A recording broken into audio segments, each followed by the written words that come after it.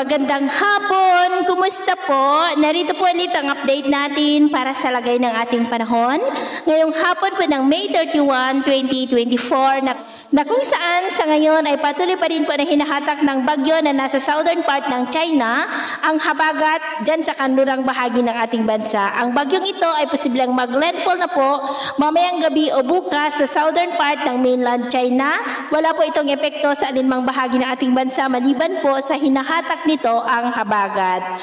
At ito naman ay pinapakita ng forecast model natin pong ginagamit hanggang po sa susunod na 2 linggo. At sa lagay ng ating panahon, ngayong hapon ay maulap ang kalangitan with isolated rains sa malaking bahagi ng Mindanao, ilang bahagi ng Panay Island, Negros, ilang bahagi ng Samar Provinces, Bicol Region, Mimaropa, Calabarzon, Metro Manila, ilang bahagi ng Central Luzon, Ilocos Region, Cordillera at ilang bahagi po ng Cagayan.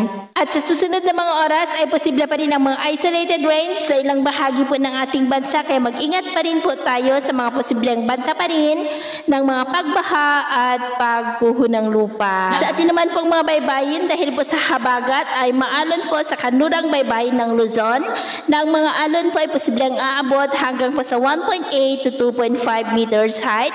Kaya sa atin pong mga kababayan, lalo na po sa mga mangingisda na gumagamit ng malilit na bangka, ay iwasan muna natin ang papalaot dyan po sa mga baybayin sa kanlurang bahagi ng Luzon. So yun po ang latest update natin sa araw na ito.